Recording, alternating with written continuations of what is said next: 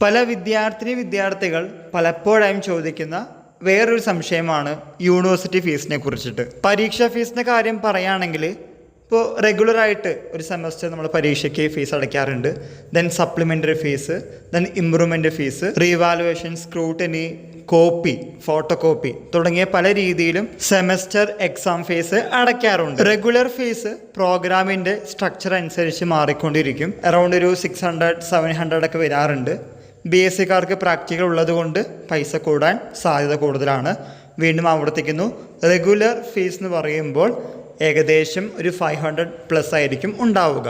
എന്നാൽ സ്റ്റിപ്പുലേറ്റഡ് ടൈമിനുള്ളിൽ അഥവാ നിർദ്ദിഷ്ട സമയത്തിനുള്ളിൽ എക്സാം ഫീസ് അടച്ചിട്ടില്ലെങ്കിൽ 190 രൂപ പിഴയോടുകൂടി ആ സെമസ്റ്റർ ഫീസ് അടയ്ക്കേണ്ടതായിട്ട് വരും. റെഗുലർ ഫീസ് അടയ്ക്കാനുള്ള സമയം കഴിഞ്ഞു, ദെൻ ഫൈനോടുകൂടി എക്സാം ഫീസ് അടയ്ക്കാനുള്ള സമയം കഴിഞ്ഞു. എന്നാൽ പിന്നീട് ഉള്ളത് സൂപ്പർ ഫൈനോടുകൂടി എക്സാം ഫീസ് അടയ്ക്കാനുള്ളതാണ്. ഏകദേശം 2230, 2500 നിങ്ങൾക്ക് സൂപ്പർ ഫൈനോടുകൂടി എക്സാം ഫീസ് അടയ്ക്കാവുന്നതാണ്. നമ്മൾ പലപ്പോഴായിട്ടും പല വീഡിയോസും ചെയ്യാറുണ്ട്. സോ റെഗുലർ സമയത്ത് തന്നെ പൈസ അടച്ചാൽ നിങ്ങൾക്ക് ഫൈനോട് കൂടിയോ സൂപ്പർ ഫൈനോട് കൂടിയോ പൈസ അടയ്ക്കേണ്ടതായിട്ട് വരില്ല. പിന്നെ പലപ്പോഴും ചോദിക്കാറുള്ള കാര്യമാണ് revaluation, scrutiny, photo copy. Revaluation around 780 രൂപ അടുത്ത് വരുന്നുണ്ട് റീവാലുവേഷൻ്റെ ഫീസ്.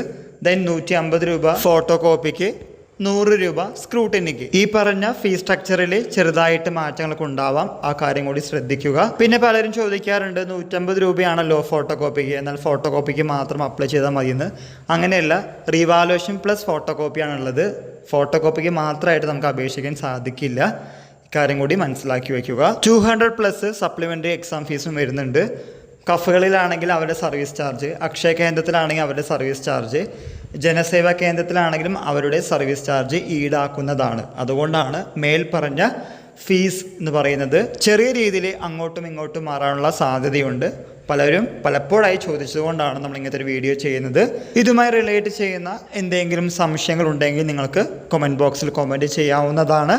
എല്ലാവർക്കും ഒരിക്കൽ കൂടി നന്ദി, നമസ്കാരം.